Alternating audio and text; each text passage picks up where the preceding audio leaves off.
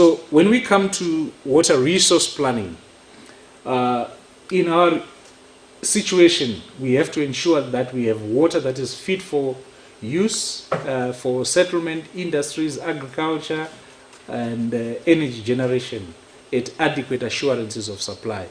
And in the water resource planning side, the assurance of supply is one of those things that we'll always be talking about. And we actually, for instance, for energy, we're looking at about nearly 100%, because if you're running a coal power generation fleet, you can't allow that to stop functioning at some point, because once you do that, ramping it up to get it moving again becomes a bit of a problem. So the assurance of supply, they must nearly be 100%. But when you do that, then it becomes your yield, reduces in a similar fashion. So we have to take into account that. So one of the things we are looking is this continuous adaptation to changing circumstances.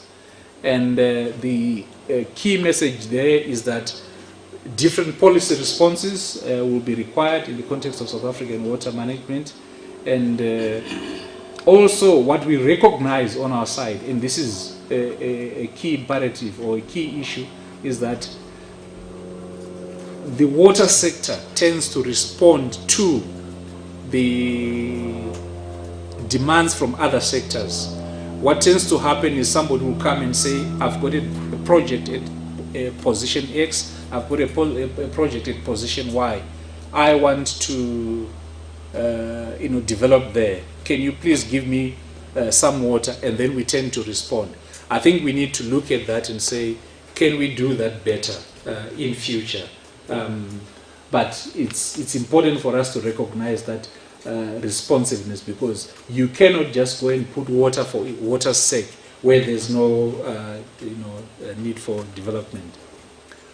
Now, when we look at the water planning, water resource planning, and we try to look at it together with energy and food, you find there are common characteristics. High long lead times, very capital intensive with large upfront costs. We also look at fairly low levels of capital redemption over long periods of time.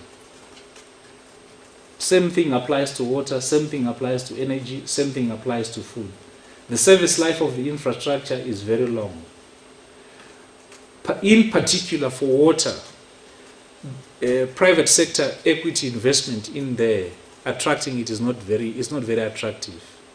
So you find government playing a major role in that sphere.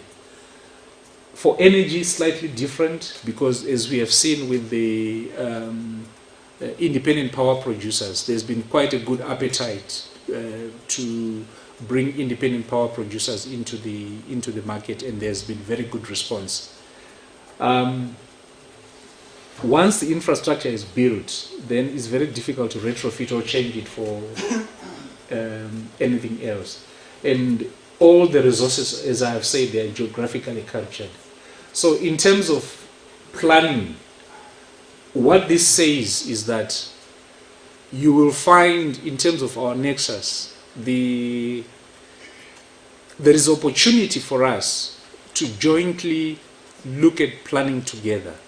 Because if you share the same characteristics, are you actually going to use different models for your planning? Are you actually going to be using different approaches for your planning? Are you using different time frames? And if there are commonalities across the board, then why don't you better coordinate? Why don't you work together closer in order to do that and achieve that particular process? So this is just a typical program for water resource development, which you could equally apply to energy, which you could actually apply to irrigation projects. You're looking at lead times now from anything from 5 to 20 years in regard to that. And it means also that planning is very critical, because if you don't do proper planning, you can make very costly mistakes in regard to whatever you are going to be doing, and those costs tend to translate to taxpayers, especially because this is a sector which is normally funded by government. There is a very high degree of uncertainty. I think the only thing I can talk to is that maybe what happened 24 hours ago. If we've been watching in the news about the Khashoggi issue in Saudi Arabia, even that becomes a problem with denials left, right, and center. But as we move out, it becomes very difficult to predict. We may want to be along here, but we can miss it out quite a lot. Our planning horizon tends to be anything from 25 to 40 years. So as we sit at the moment in water resources, we are looking at about 2060, 2063 in terms of our planning. And we are looking at the outlook to say, how do we see the country shaping up up to that period, and how do we provide for that water? So there are certain complementarities again in the nexus, in the sense that I think this was mentioned yesterday. Nanda Govender mentioned that. I think Dr. Mwendera as well, and all the other presenters. We use water infrastructure in power generation. For instance, on the Highveld here, we allocate about 248, 250 million cubic meters for power generation. An interesting one is this issue that where you may be using water for hydropower generation, there is potential to then return that water into the river, which it can be used further downstream. You also require power to run your irrigation pumps and things like that. And in some industries like sugarcane production, your residue can be used as a biomass input. So it is important to coordinate planning to harness the synergies and plan for them. And it's also important, for instance, to look at co-location when you're looking at renewables and desalination, as we were discussing yesterday. In terms of our water resource planning, where we are sitting, I'm mainly focusing in that box there. We develop national strategies, we do feasibility studies, we then do construction, and then we do asset operation. And the main focus of my discussion, or the talk that we're having at the moment, is looking at partially across these two. But it's important to be aware that it is a linked process. There's nothing that happens in isolation. The main output of our planning is what we call reconciliation strategies. And I think Nanda Govender gave us a bit of that yesterday. Essentially what we do is we develop future water requirement scenarios, investigate all possible water resources and interventions, and then investigate possible methods for reconciliation, and then make recommendation for future developments. So in regard to planning, that is what we do. And that is our output, and I'll show you shortly one of those reconciliations. We take into account a number of issues, so water resource assessment, water demand analysis, then the reconciliation and balances, and then implementation of the strategies. Again, just another sort of outlook of that in a more sort of colorful way, but important is to take note that this is done for power generation, food production, and so on and so on. So it is important to realize that this involves everybody, although our focus here is on the food and energy nexus. I will skip that particular slide. We bring out generic, I can't say we bring out generic, but over the years, I think we tended to see generic outputs in terms of our strategic options to address the water requirements. What are those? We have got management interventions, and key among those, you will see water conservation, water demand management, improving water use efficiency, reallocation of water, and of course, in some instances, we may accept a reduction in the assurance of supply. Now, the water conservation and water demand management, this is where, for instance, in towns where you look at leak reduction, pressure management, and so on. And City of Cape Town has implemented that fairly successfully during the drought that is hit us from 2015 onwards. And it has helped, I think, the city to transition and get over that drought at the moment. The improvement in efficiency is not only for towns or potable water, it also mainly for agriculture. Again, I think Sylvester spoke about that yesterday. And then we have policy and governance issues, land care, and then the structural side. And this structural side, I think, is where, as I have indicated, we are getting less and less options for that as time goes on. So it means our options are going to be limited mostly in this sphere as time goes on. Okay. So this is just an example of that reconciliation strategy. You will find it looks at the best scenario to say what water is available in the system. So in this instance, this was a few years ago for the MGENI system. Now you look at that and say, this is what I have got. Now, what interventions can I bring across? And when do those interventions come?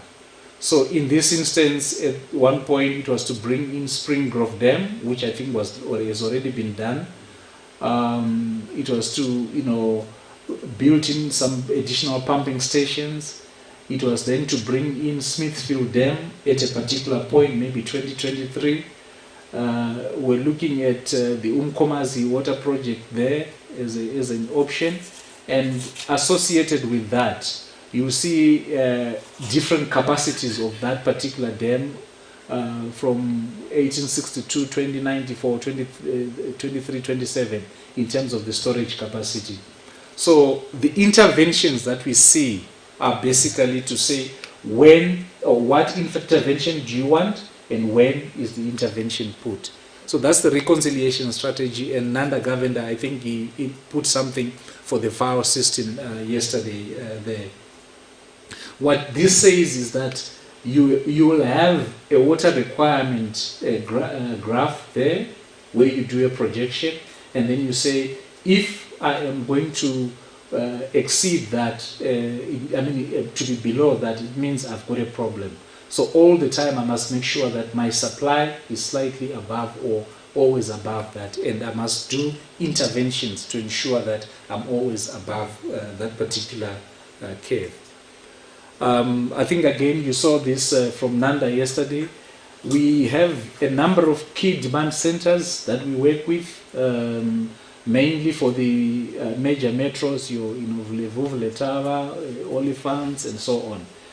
The key issue that we pick up here is that we are seeing our water infrastructure more and more and more connected, and also that means the management of that infrastructure becomes more and more and more complex. So it is something that we have to bear in mind as we move on. We've also done an attempt to do balances for each particular area. We will be updating this again as we move forward, because this is a bit dated at the moment. And here's an example of a system that we are looking at, your VAAL system. And if you look at that system, I've just flagged this to indicate, look at how complex that system is.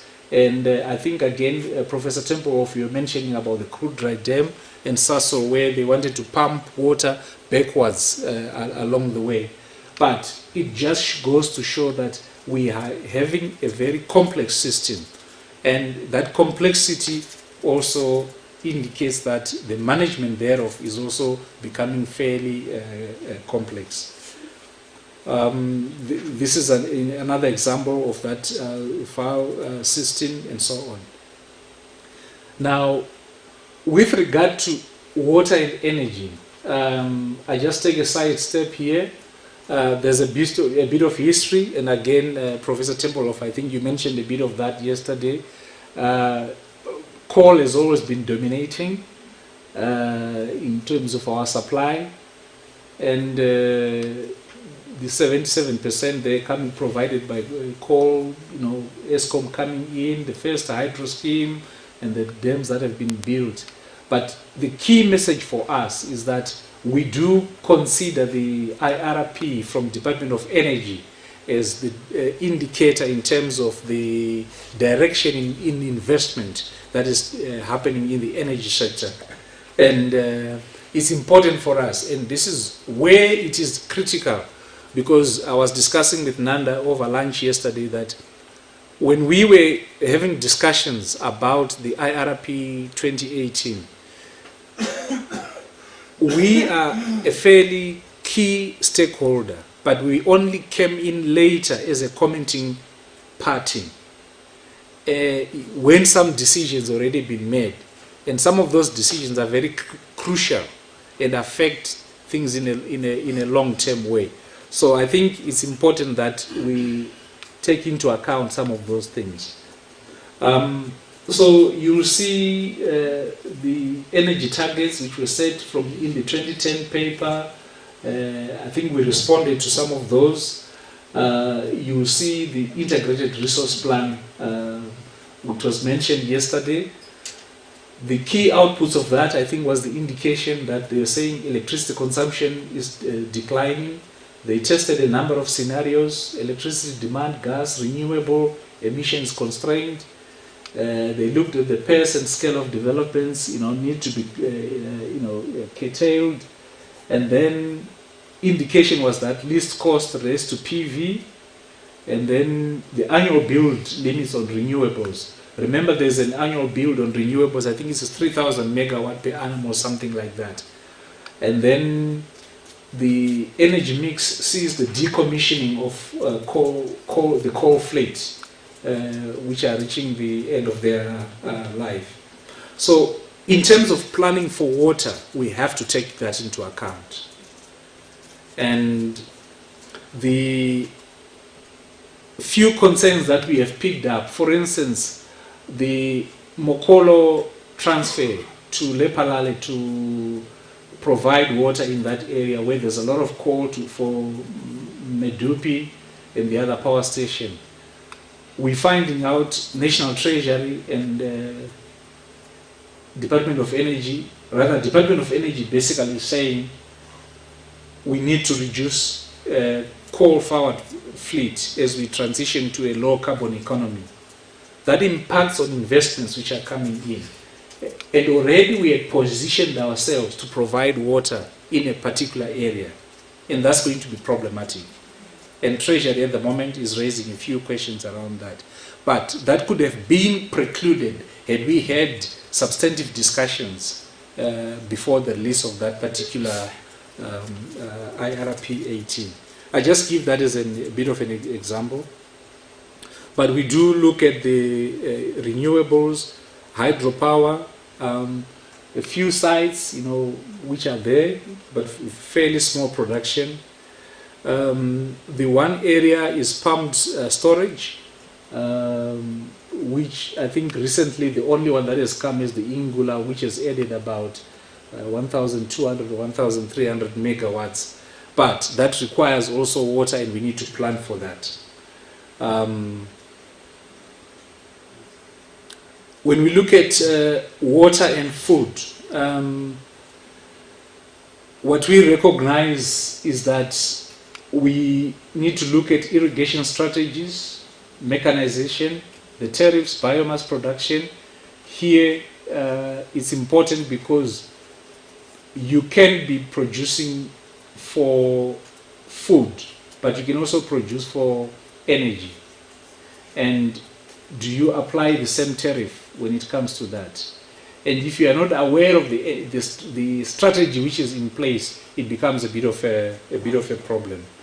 So the targets, I think from DAF, we've got that indication of about 34,000. In the NDP, it had been indicated to be about 500,000 at 1.80,000. So those figures need to be firmed up. And when we look at providing water, we need to, consider that.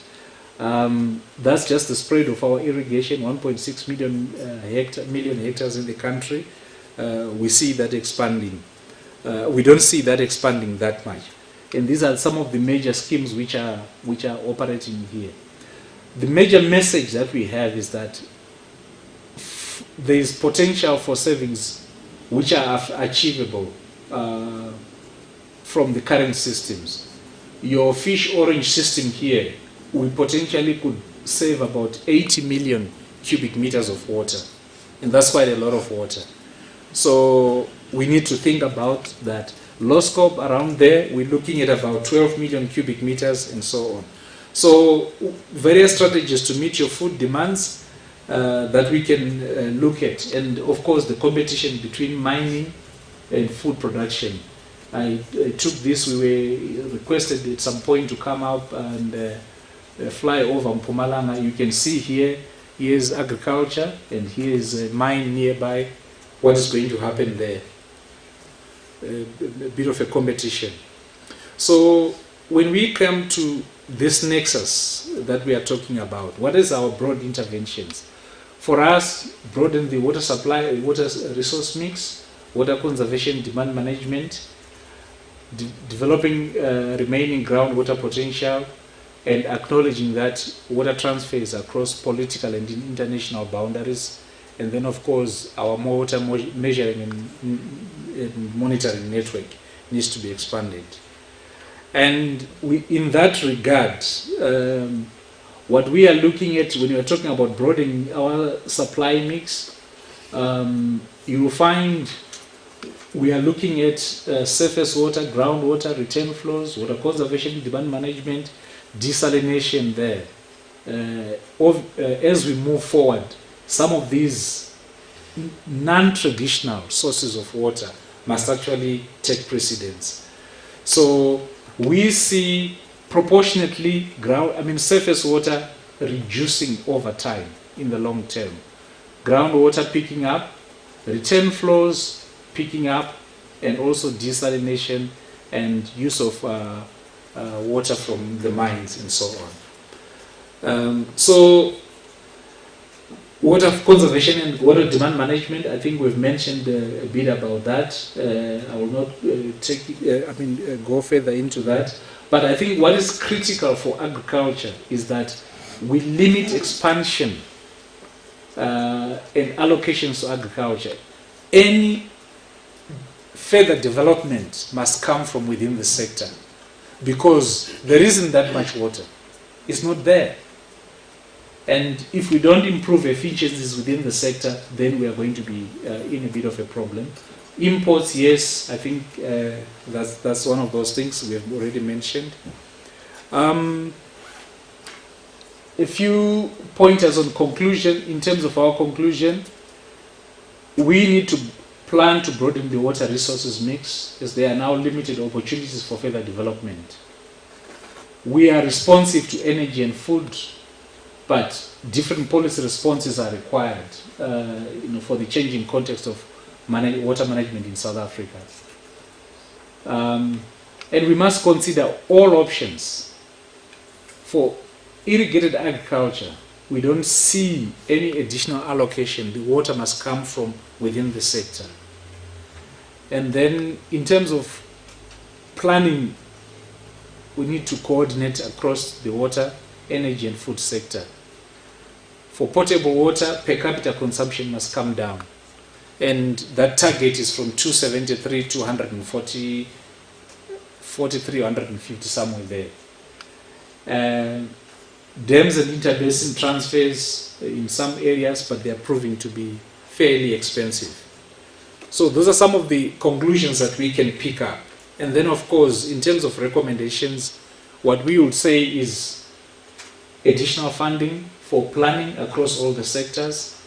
And I'm thinking it may be worthwhile for us to have across the water, energy, food nexus, a resource planning task team that strengthens planning across the three sectors, so that we work together and are informed by what we are doing. And of course, improved sharing of information. I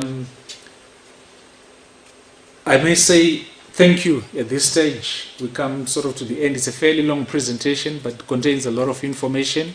Those are my details going forward if you need any further information. The one final point is that I think in our discussion we've all picked up around the long-term planning. But one of the things that you also see, particularly in a drought year, is that there are operating rules that are imposed on the system, and there are penalties. And you'll find, for instance, when we were discussing with Western Cape, the most penalized was what? Food production.